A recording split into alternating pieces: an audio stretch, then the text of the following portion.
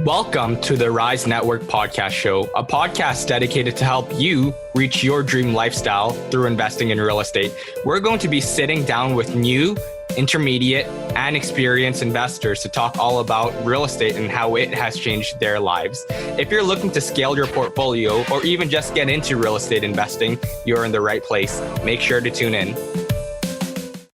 Hello, everyone. You are listening to the Rise Real Estate Investing Podcast with your host, Austin Ye, and my very best friend. Did I ever let you know you're my best friend? Gotta make it awkward. Your only friend, bro. That's true. It's like getting confused. But Austin, man, what have you been up to? What have I been up to? Let me think. I've been researching a little bit more into the AI space. So going into the winter, it's a little bit slower right now. Right? Like AI space in terms of like what could we use to leverage in our own sort of personal brand to make life a little bit easier. So taking short form content, chopping it up into, long form content, chopping it up into short form content. We talked about it in another podcast episode. I'm trying to remember who it was with. I think it was with Tom Story. We talked about Opus. I don't know. Have you heard of that, Mayu? Yeah. I think it was Pay. Maybe someone. But you've heard of that before or no? No, I heard about it from you guys when we talked about it in the podcast. Okay. Yeah, I mean, just to reiterate really quickly, basically, it's a pretty cool tool. You take this long form content and you throw it on there. Obviously, it's subscription based.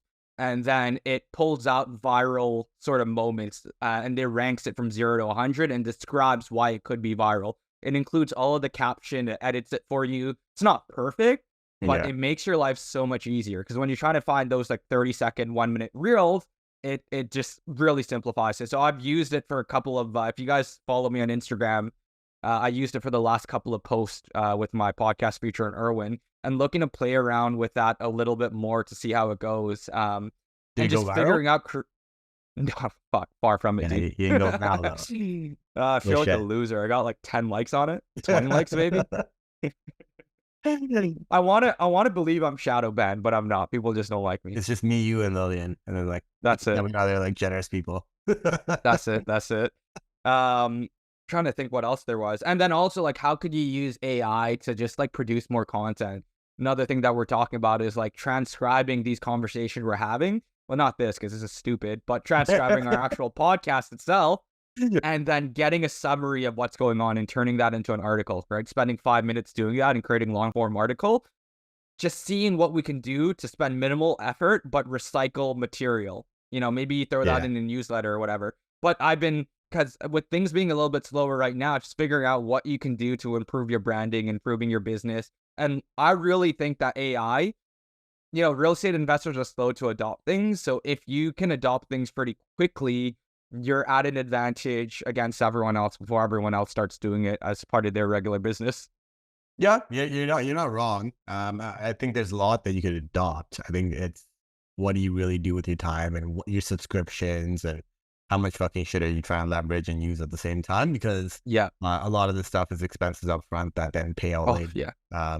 So I don't know. We'll see. I'd say I'm kind of going through the same exercise. I'm trying to figure out in line with whatever kind of growth targets that I'm trying to set for next year. What is it going to require for me to get there? Like one is obviously on the social media side, like the commitments I would require there to help on that side. And the other is like even just operations and stuff like that. We'll see where everything gets to. The market is the biggest fucking curveball, man, because you can set whatever goals you want, but if the market's not on your side, like you just got to sit back and chill, right? So we'll see, man. We'll see. What are you seeing on that side? Like not on the mortgage side, but you speak with a lot of realtors. Are things picking up right now? You and I were talking about this right before as well. I think it's an interesting moment where sentiment is probably picking back up. It sounds like it's picking back up with some of my borrowers and purchasers and sellers. And even on properties that I'm offering on right now, like I'm getting screwed and or you know, conversations are disappearing midway because the market's picking up, right? You and I were talking about a property that you're looking at where there was a bunch of bookings or whatever. There were no showings available, limited showings available until the weekend, right? So I would say that the market is picking up, but people are ultimately like, we're right in the middle of holidays, right? So like as much as market sentiment can pick up, like people have their social commitments and stuff like that take priority over, hey, let's go check out this property or whatever, right? So we might have like a small window of opportunity. Does this stay? That's really the question. Yeah. Like, I don't know. I don't know what the answer is. It's honestly, like I wonder if we're seeing, as Did you get a investors dead and cat as bounce? No, I think I the don't dead know if it's cat a dead bounce cat. was. I think there's going to be a recovery. It depends. By dead cat bounce, you're implying that things are going to drop. But maybe things drop again. But I do Yeah, like we always have our ears to the ground, and realistically, we know what's happening before the data shows it because the yeah, data lags. And like to highlight what you were saying there, dude, like that listing came out yesterday, and walkthroughs are fully booked until Saturday. And it as to your point, it's fucking December, dude. yeah, yeah. That is No, not a no. normal December. So I wasn't on the preamble last week, but I think the one before that we were talking about a property in Scarborough maybe that I was looking at. And like, dude, like Yeah, that guy's been struggling to sell that shit since 2022. He did like 100K cut, 100K cut, and I can't remember where he ended up, but it was listed at like low nines and then it sold for like 900 flat. And I was like midway through like trying to talk like a VTB. And it's interesting. Like it started off with, okay, yeah, we'd entertain a VTB. And then it went to, there's not a chance for giving a VTB in second position. And then it went to ghost. And I'm like, this yeah, guy fucking sold the property 100%. That all happened within the course of like a week. And it was like after, I want to say it was after the yield started dropping, but before the BOC yeah. announcement date, right? So it's yeah, man, it's been a little bit of a roller coaster. I'd say let's wait and see what happens. But Yes, also, speaking of that, what's the big news? The Federal Reserve is the committee, again, this is the committee, right? The committee is predicting a 75 basis point cut next year, which is a huge fucking change in the narrative of holding things higher for longer. So the Dow Jones, all-time highs, dude.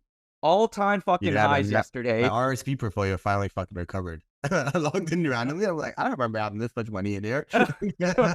It's wild. Yeah. Oh, dude, it's wild. I wish so I put my RSP in sort of like cash equivalent No. high yielding. You know those the ones that make like 4 or 5%, like cash.to. Yeah, yeah, yeah.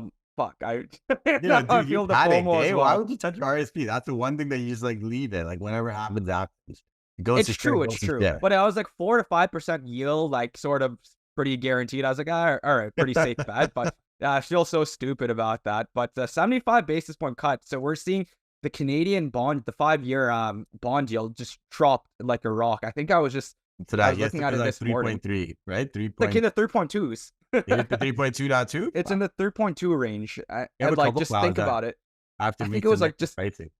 I'm like literally just like, yo, I don't want to keep resubmitting every single day because it's moving like every single day. So I just told my clients, I'm like, yo, I'm gonna resubmit because some of them have like closings in February and March and stuff like that they just like locked up already. And I'm like, yo, we'll resubmit in like January at this point because I dude, don't think anything real crazy is gonna happen. So to put things in perspective. Yo, October was I'm looking at it right now, 4.4%, right? That's when the fixed was like close to 7. yeah, Now we're yeah, at 3.275. It's fun. It's crazy. yeah. Bonds are supposed to be a safe investment, but are safe investments really that volatile? It goes shoots up, shoots down, it's all over the place. Dude, this is interesting times, man. But I also okay. So I think you should take it with a little bit of skepticism, right? Like they also said that rates would stay high for long. The same people that said that rates would stay low for long, then said rates would stay high for long, right? And now we're It's stuck in true. this. Oh, we're probably going to see some cuts come next year. And I think ultimately it's just buy for today's rates and like ignore what the fuck is happening for tomorrow. Yeah. You and I have talked about this. A little bit of being an idiot is great sometimes, right? Just like having like blinders on and not really knowing what the fuck you're doing is sometimes all you need to like have a little bit of confidence, right? Sometimes you do have to just tune out the noise. Anyways, enough chit-chatting from us. Let's just jump straight into the podcast. We have Danielle Unsworth. I'm sure a lot of you are already familiar with who Danielle is. She has a huge social media presence, and she started investing a while ago and has accumulated a portfolio of well over 100 units, not only in Canada, but in the US as well, and even Turks and Caicos. She's super passionate in real estate investing, and in fact also founded her own meetup, the Women's Investor Network Canada Club, and it's all across the province as well. And she's also a real estate coach. We go into so many different topics, from how she started off investing, going through a mindset shift, going into the multifamily space, and even recently exploring with newer build multifamily properties. This is an episode you don't want to miss out. Again, we go into so many different topics that is going to be relevant for you as an investor going into the new year. So without further ado, we're going to jump right on in. But before we do so, make sure to like, subscribe, share it with a friend, give us a 5-star review, and let's jump right on in.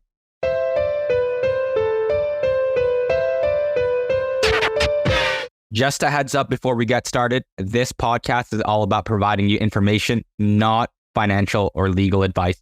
So if you need the real deal for your situation, hit up a professional. We can't promise you our information is always up to date or accurate, and we're not responsible for any investment decisions you make based on it. Markets change, information change, you know the drill. Anyways, thank you for hanging out with us responsibly. Let's jump right on in. Hello, everyone. We are joined with our very special guest, Danielle Unsworth. Danielle, how is everything going? It's going amazing. Thank you. Awesome. So for anyone that doesn't know you, Danielle, you've obviously got quite the presence. I feel like you've done a couple of speeches and presentations that I've been to as well. But for anyone that doesn't know you, why don't you kind of give everyone some background on yourself, how you got started, and your entire story. Sure. I came to Canada I was a refugee a long time ago. So I was always, taught to have really strong work ethics. And it was always like the immigrant dream to own real estate. So I actually bought my first property at 24.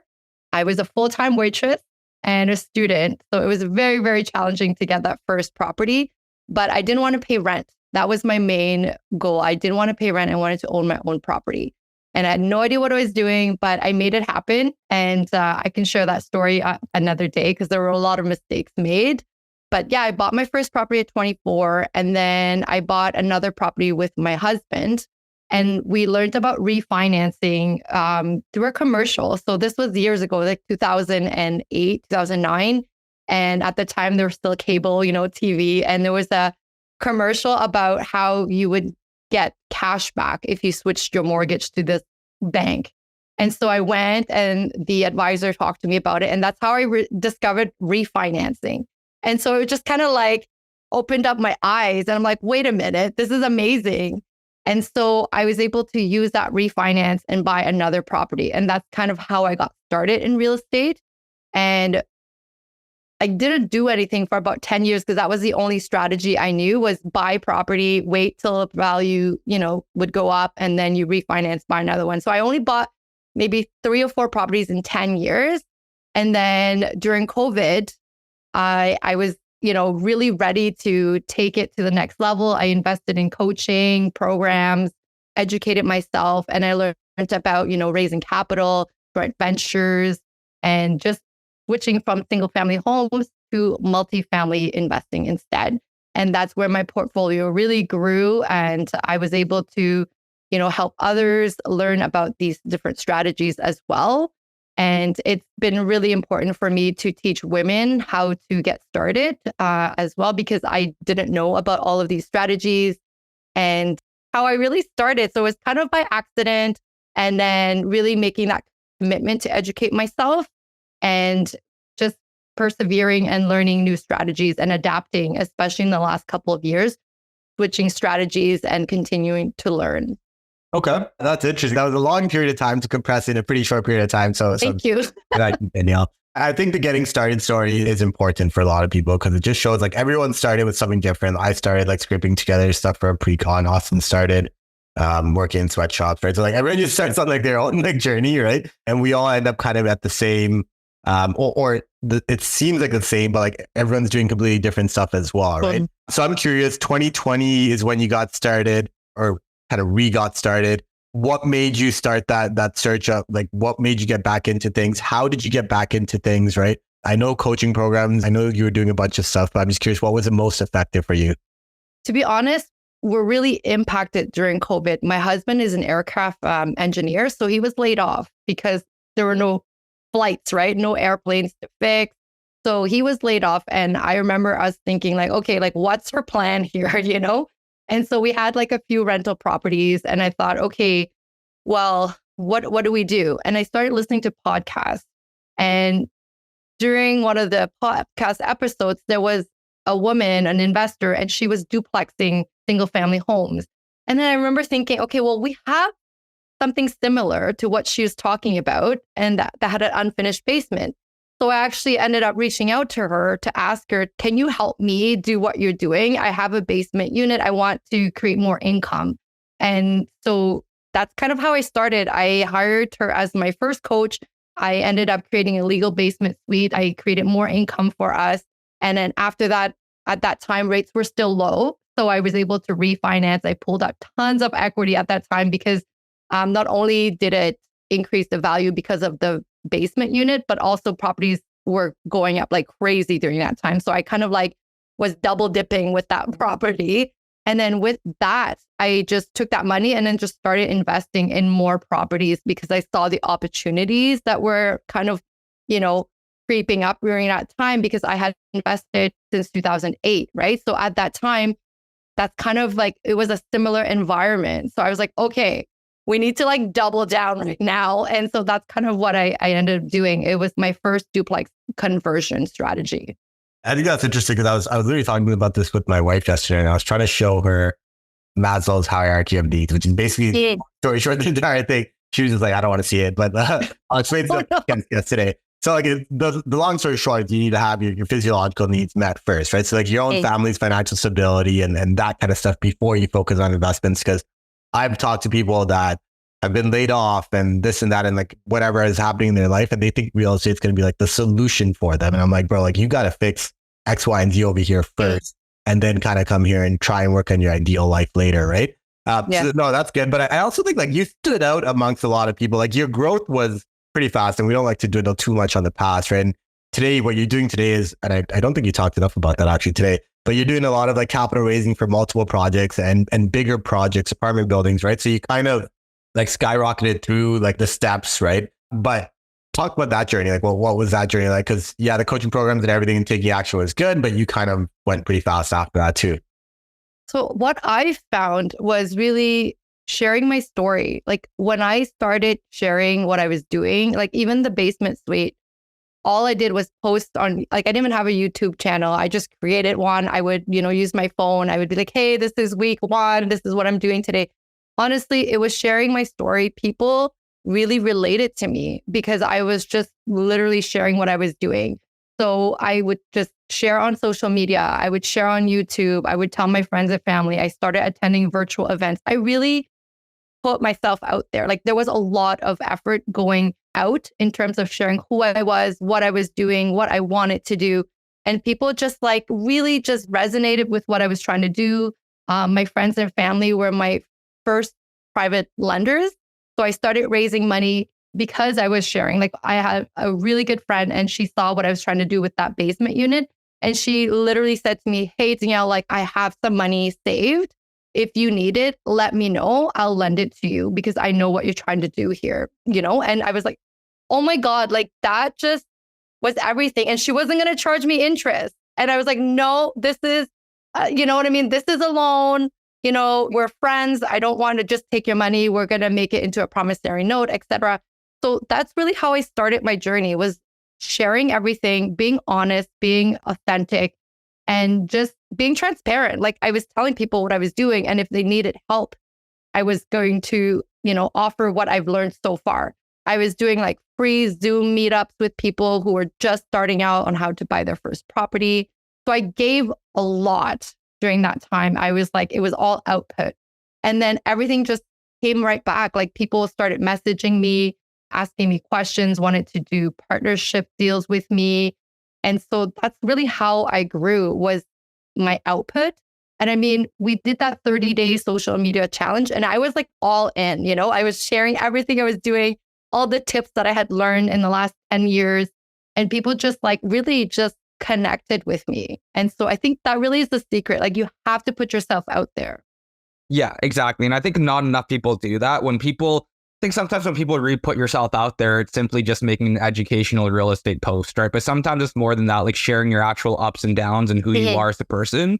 Otherwise, if someone doesn't authentically know who you are as a person, it's hard for someone to trust and commit capital with you. I think you've done a pretty good job in sort of doing that along your journey. It sounded like you were raising money on privates for your first sort of couple of projects. At what point did you start looking more towards the joint venture route of things? Could you walk us through your mindset shift towards that? Because I know for me, when I was getting into joint ventureships, you got to convince yourself it's okay to take people's money. It's not always a normal thing to do. It's like, oh, like someone's trusting you with a few $100,000. Do I have the confidence in myself? Could you walk us through sort of that journey, how you got involved in that and how you were able to scale that out? Sure. So for me, like at the beginning, I never even really thought about it as like receiving other people's money. It was more like, okay, how do I help them generate more income to have more comfortable lives for their families? And so, because for me, it was real estate, I was able to create cash flow for myself. And so I would have friends and families who have other hobbies that are quite expensive, right? So I have a girlfriend, she rides horses. I have families that have really expensive judo classes for their kids. So I'm like, how do I help them create that income so they have that extra $500, $1,000 every month? So when a deal would come, I would just look through the numbers and then I would think, okay, what would this deal look like if, X person came into the deal and worked with me? And I would just share that deal. I'd be like, hey, this is what I have. This is what I'm working on. This is how much it can generate. This would be your share. We split it 50-50.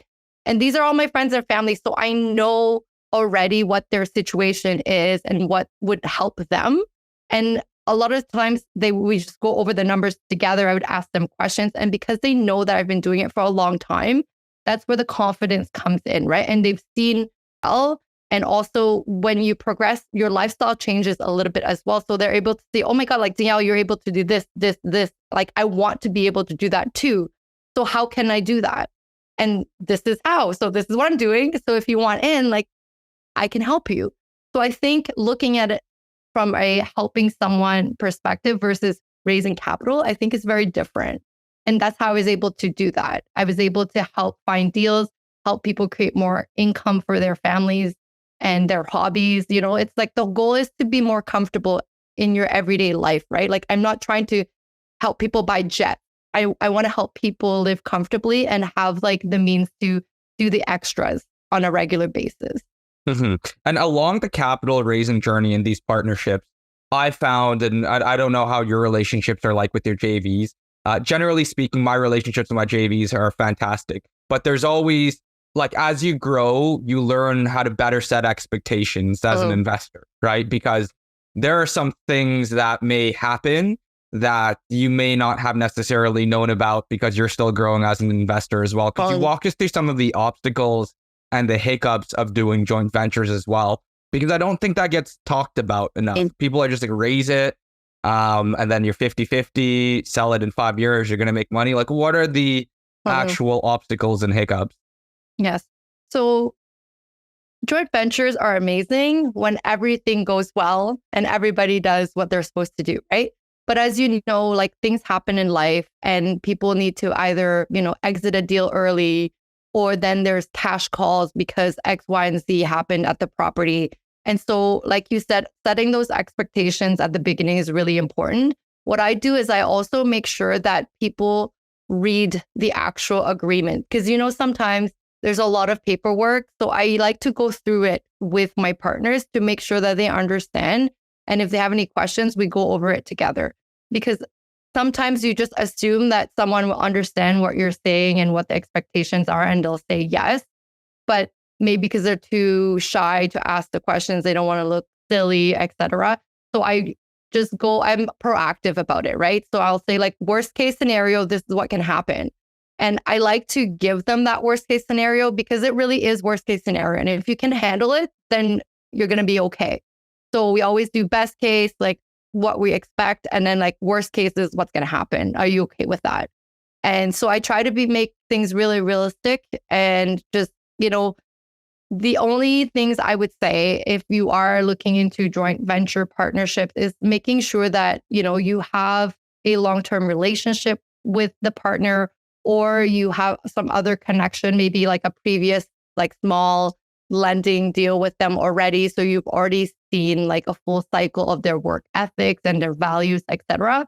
Because sometimes there can be miscommunications. And when it comes to capital, it's very sensitive, right? People don't want to come across like they didn't know something at the beginning. So definitely make sure that you set the expectations, go over everything together. And then for me, I keep constant communication with my partners. We do quarterly reports, updates, but also in between. Like anytime there's something I want to share, I send out emails, etc. So there's always that two-way communication, which I think is super important. Let me ask you about false expectations of conversations that you have where people sort of get in. Like I will say that sometimes when you have these conversations, because social media like generally taints real estate in one way. People come into the initial consultation saying like, oh, like I want all my money out in 6 months. I want things to be cash flow positive. I want ABC. And then you sort of have to reel them back into reality. What are sort of the false expectations the common ones that people come into when you have these conversations that you sort of had to debunk?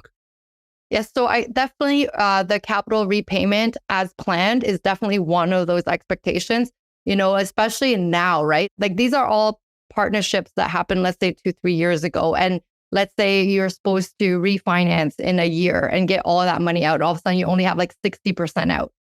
And now they're not, their partnership is kind of like, okay, well, what's going on? Well, because I had already explained the worst case scenario and they were okay with it, that kind of, you go back to that conversation and you say, hey, do you remember when we talked about worst case scenario? Well, this is actually not worst case scenario. It's actually in between because we did pull some money out, but it's not everything. And, the silver lining is that we always still own the property at the end of the day, right? Like you still have an asset. We got to hold it. And based on my experience, the longer you hold, the prices will go up and then you refinance later. So I think that's definitely one of the expectations. I always ask, like, when do you need this money by? What happens if you don't get all of your capital back? Like, do you need to pay your line of credit or where's the source of this money? So if their answers are not satisfactory to those questions, then you kind of have to think maybe this is not the best strategy for you. So I think that's definitely one of them. So like getting that money back at the exact time, there's always delays. So I always mention that there are always delays. And then the second one is also like cash calls. Nobody expects them because they just think everything's going to work out okay. But cash calls are real. They do happen. And if you don't have the money for the cash calls, there are consequences for yourself, but also for the other partners. If you have different partners, you have to figure out as a team how to mitigate that.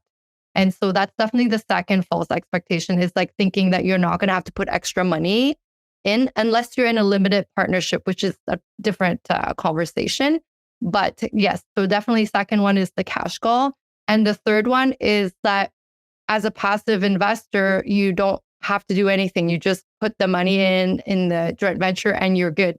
That's actually not quite the case. There's actually a lot of work you still need to do, right? You need to, depending on what your status is in that partnership, maybe you need to make sure your credit score is maintained. You need to make sure you pay your taxes to keep the property at par. And also, like, you need to review all the documents. You need to maintain a certain position, right? So there's actually other things you need to do besides just providing the capital. So that's another false expectation. I think it's important. I think those are all like, they should be weeded out early on, essentially. And I think that's probably the biggest mistake myself and Austin made. Because you go from like 2019 we had no presence. Austin was just getting started on his presence. I barely had any presence.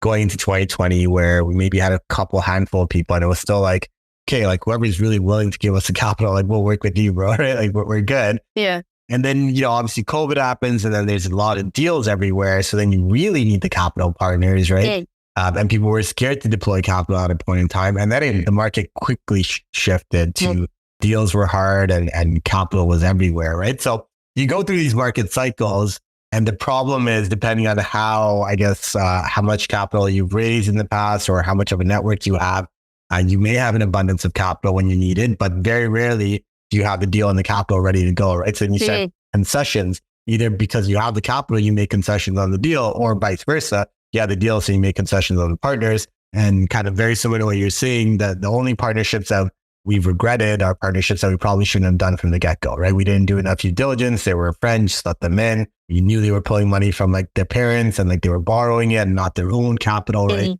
Which then puts them in a really tight situation, stuff like that, right? So Danielle, I always want to jump ahead to what you're working on today, because I feel like that'll give our audience a little bit of an idea as to what you're up to today. And then we can kind of jump into, because I'm pretty sure I know the answer. So we can kind of jump into those projects and the shift that you made there. But yeah, so what are you working on today? So I've actually, I made a reel recently that I'm shifting from the burst strategy, buying, distressed properties, etc., and going towards like new properties or a different strategy, which in my case is a concept called infinite banking. So I'm trying to figure out different ways to create more, I would say, I don't want to call it passive investing, but like less hands-on, I'm going to say, less active, because I will be on parental leave next year. So I'm trying to fit my investing strategy to my lifestyle, which is something I've discovered. Like, you cannot be full force, go, go, go all the time. Things happen in your life that you need to shift your strategies, not just because of the market, but your own personal reasons. So during the time where I was growing and scaling my portfolio, that's what was really, a good fit from my lifestyle. But since I'll be welcoming to shift back, so I'm going to be looking at, new builds where I don't have to worry about construction loans and hiring a construction team and overseeing all the renos and then dealing with all of those assets of real estate investing for that strategy. So brand new property, like hiring a property manager. So very much so like, okay, sending emails pretty much for approvals is where I want to be at. And then the infinite banking concept is also another strategy that I want to start implementing, which creates, long-term wealth building. So those are the two projects that I'm sort of focusing on now, is new builds and infinite banking concept. So yeah, very exciting. So let's talk about that, because the new builds, I'm assuming these are new build like apartment buildings, or are they new build like individual units? So the last one we bought, it's 3 townhomes with a ground unit floor, and we bought the block. So we were looking at another one that was 8, so 4 and they're separate titles. So if ever we needed to sell them off as one townhouse with a legal suite, we can. So right. I feel like that was honestly one of the easiest and best strategy property we had last year. And it's cash flowing like crazy because the rent is great because everything is brand new. And we got CMHC financing for it. So it's like 50-year amortization. Like, that's what I want to focus on now, like, it's good. I like it. Okay, interesting. So did you guys raise capital for that? And how did you go about that? Because did you guys go straight to CMHC on that one? So this one is a deal that my sister and I partnered with. So we used our own money for this deal, and we used a broker to help us with the CMHC. So when we put the deposit, we just kind of sat on it. And then when it was time to close, we reached out to our broker and he coordinated the CMHC financing. And we were able to close with it on time. So that was amazing. Wow. How long was that time? Could you walk us through sort of the financing aspect of that? Sure. How long was that timeline between purchase and closing? What does that entail to get straight into CMHC by closing date? Yeah, so it was actually pretty seamless because I think it took maybe, I'm going to say 4 months or so, because we put the deposit and then we literally didn't do anything. We just picked all of the materials for the new build. And then when it was getting close to the closing, we reached out to our broker and we told them listen, we have 4 to 6 months before closing. Can you get us started? Because we want CMHC financing. And that's when the MLI Select was kind of still fairly new. And so we were able to go with that product. And it was really great. He was able to walk us through it. And we gave him all the information we needed, the rents within that area so that we could we kept 2 out of the 6 units at affordable rents so that we were able to qualify for the full points. Yeah. And because it's a new construction, right? We only needed 2 out of the 6 units. And even at the affordable rates, it's still cash flowing because, like I said, the rents there are great. It's brand new units. And he was able to coordinate. We just had to send him a bunch of paperwork. It took a bit longer, just the back and forth, but we were able to close on time. And we ended up getting 5% back of our deposit, right? Because we put in 10% and we only needed 5 for a down payment. So that was the first time in history since 2008 that we actually received money back at closing, which was phenomenal. Yeah. No, that's interesting. It seems like a pretty cool strategy. I guess when a new financing product comes out and you understand it, you can take advantage of these opportunities, right? Because now I imagine it's a little bit tougher because it's so backed up. It would be like a year-long closing before you can do that. but that you went in at the perfect timing. You saw an opportunity and then you were able to take advantage of it. I wish we had you on earlier. So could be doing the same thing. And it was insane because when we put the deposit, we bought it at 1.2 billion. And while we were holding it for like the year or so, it went up in value because the builders were not like selling as many. So there was supply and demand issues. So it went up in price and we put a couple of upgrades. So then when we went back to get it appraised for the financing, it went up like over 300 grand in equity just during that time. Mm-hmm. So it was just such a great deal. I wish I'd bought more. But it was our first time buying a new build like that. Yeah. So you bought 4 townhouses or was it 3? It was 3 townhouses in one. And then 3 basement units. Exactly. So it's 6 units total. Yeah. That's interesting. Like we definitely haven't had anyone on here that's done that. Like I've had clients that are trying to exit to REITs and stuff like that. Yeah. Which is a very similar concept because you're working with the builder early on. I guess, was this part of a subdivision or is it a standalone project for that builder? No, it's part of the subdivision. Gotcha. Okay. Yeah. No, that's interesting. Yeah. So if you're going to start raising capital for those type of projects, what does that look like? Right? Because so we were contemplating raising capital for that project, but because it was only a 10% deposit, we're like, oh, okay, we'll just put our own money. And then later on, had we closed at 25% or 30%, then we would have raised the money for it. But because we went through the CMHC financing, we didn't need to. So if I was to raise capital for that project, I definitely would have, like, there's different strategies depending on what kind of investor we're looking for. So for this one, because it's a brand new building and it's in another province, so it's in Alberta, so it's not in Ontario. So I would be thinking about, okay, who is the best fit? What kind of investor is the best fit for this property? So I would be maybe, reaching out to investors and colleagues and friends that maybe live in Alberta, because a lot of times people like to invest where they can see the property versus Ontario investors. They might not be able to feel comfortable with the long distance investing. So that's what I would do. I would think about who is my perfect investor for this property and then make sure that they understand that, we're using a CMHC product. It's not a regular conventional mortgage. And then going through the numbers and then making sure that they're comfortable holding it for at least 5 years, right? Like our plan is to hold it for as long as possible. Actually, our plan is to maybe use the IBC concept to mortgage this property later so that we can be our own mortgage later. So that's a long-term plan. But so those are the things I would think about. And then I would either talk about it with my friends and family and then maybe people that are already in that community in Alberta and see how they feel about it, ask questions, etc. So that's how I would go. So thinking about who is the best fit for the property and then making sure that they understand the product, making sure they are okay with the timeline, and then moving forward, I would have further discussions with them. So that's sort of the plan. And I'm sure everyone that's listening is essentially wondering, like, what do the splits look like on most deals, right? And I'd imagine like the thing with the BRRRR, what I always tell any potential JV partner is like, really, you're just giving like an interest-free loan, right? It's like I had a conversation today with someone on buying something that would have required basically like 200K as a capital investment. And they were like, oh, like I thought we'd be going 50-50 on the 200K.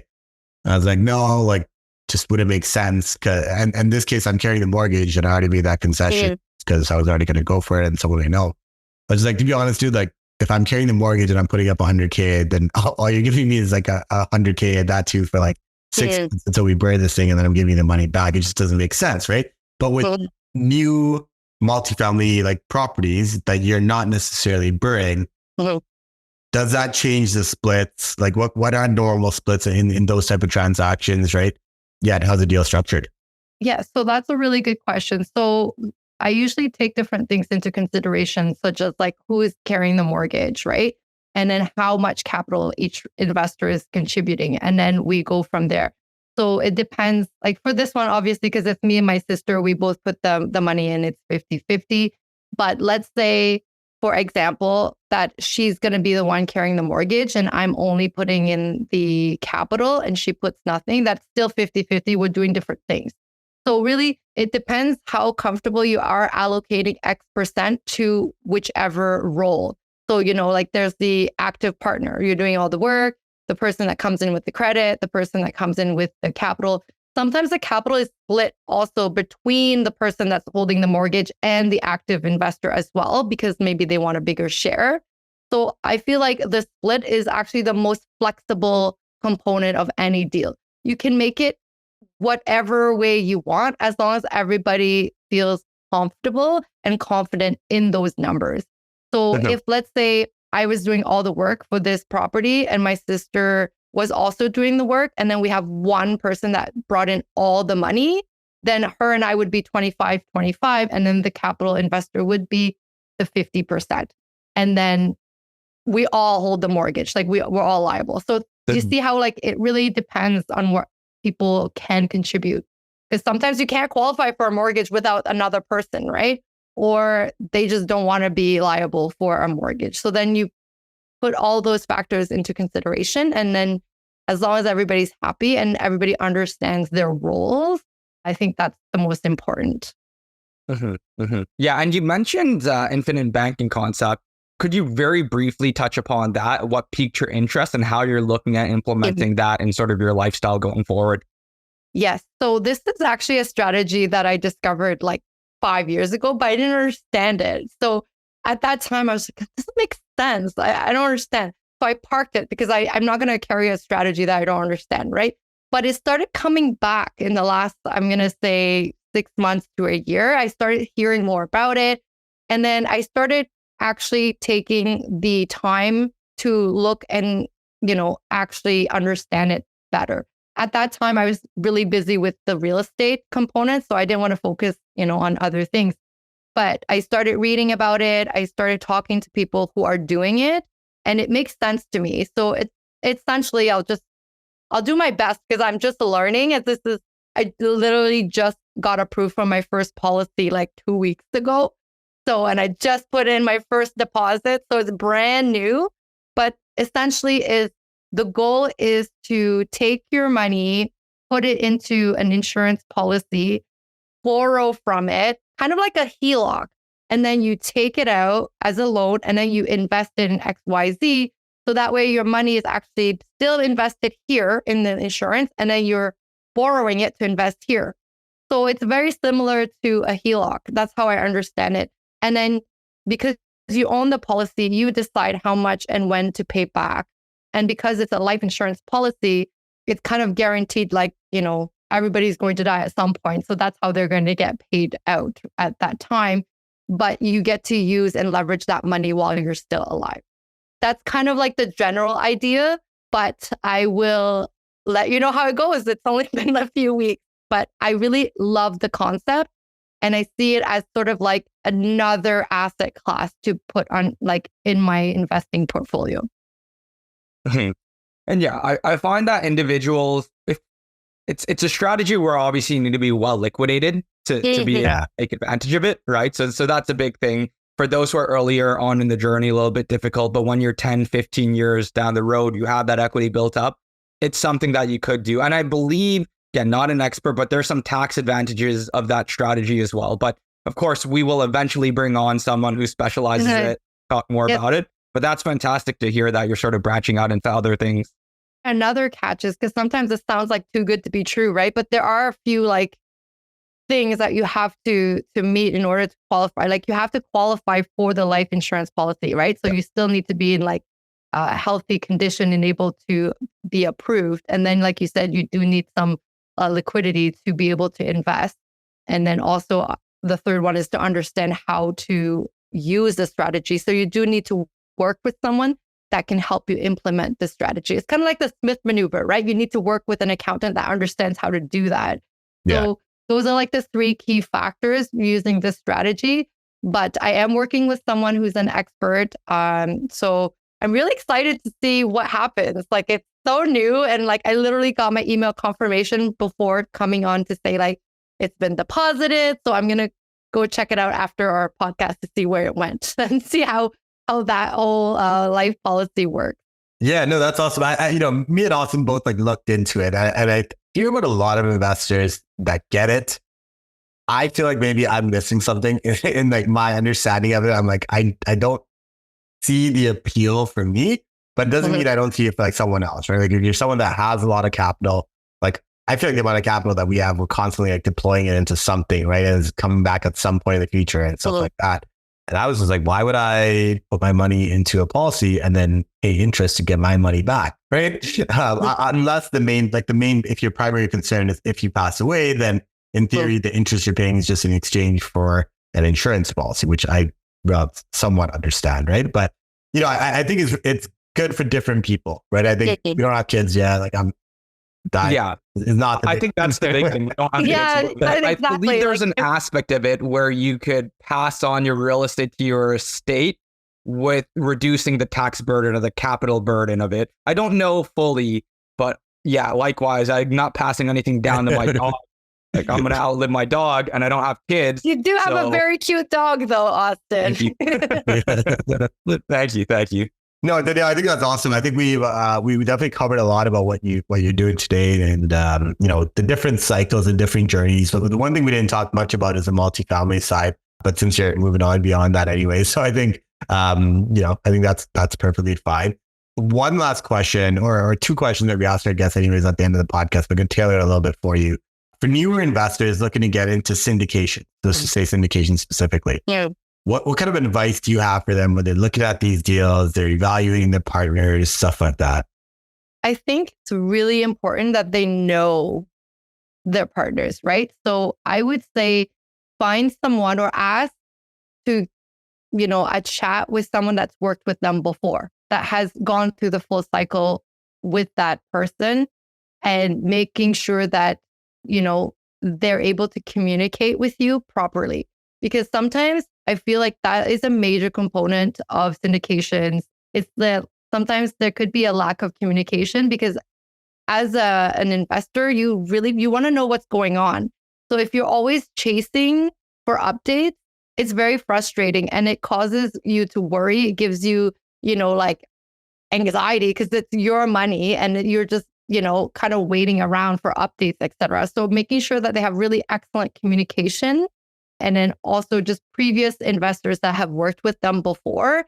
I feel like that's something, I don't know if everybody does that. Like, hey, who have you worked with before? Can I have a chat with them? Can I see like what other project that they've invested with you before? And like we do reference checks when we, you know, for work, but we don't really do that for other investors. We just kind of take it as face value, right? Like whatever they share on like social media, etc. So I feel like that's something that people can easily do. Hey, can you give me 3 names of previous investors that have worked with you? You know, and then just go from there. And then the communication, and then also just making sure that they've actually been in the real estate investing world long enough to go and see that they've like gone through the ups and downs, right? Like I spoke to someone that had started investing in 2020 and they were like super shocked about what's going on. And I just said, well, this is not unfamiliar territory to me. I actually started when the market was down. So making sure that they actually have like the time, you know, sometimes people think, okay, you know, if you invest for 3 years, you're full in, it's good enough. And it is, but also like just having that long-term career in real estate really does make a difference because there are things that pop up that you may not have seen in 3 years, but if you've been doing it for 10, you'll probably see a lot more, right? A lot of just different situations, different people, things like that. So definitely communication, previous investors, and the time that they've had in real estate. Yeah, no, that's very true. I like the previous investors thing, and obviously know that anyone that's partnered with someone in the past is obviously only going to give you people that have had a positive experience with them. But it still helps to like ask that question, go through that reference check process, right? And I think too many people just go with people that they see on social media that look like they have a lot of experience. But I think that's the other reality of it. I think even us as partners, we were probably, okay, maybe not the best, but we gave the best terms on the first like JV partners that we ever probably did, like all included, right? We probably gave the most concessions for that, right? And we probably were the most attentive for that. Do we know a lot more now that we didn't know then? 100%, right? But a new investor being a JV partner might not be a bad thing if the deal is good, right? So there's kind of the grass green on whatever side you kind of look at, right? So the second question for you, Danielle, is with regards to your business, how do you see it growing or changing in the next 2 to 3 years? Definitely lots of changes because I feel like you have to change. Like you cannot just stay in the same type of business. So things need to change for you to grow. So whether it's a different strategy or a different market, et cetera, it has to grow. So for me, I'm really focusing on more passive investing or more passive wealth building strategies where I can focus on my family and my career. I also have a career. So I really want to be able to make sure that my investments are working. Like I'm setting up my systems now and so that they can continue to grow. But I'm also creating a platform for women. We didn't really talk about it, but I'm also the co-founder of the Women Investors Network Canada.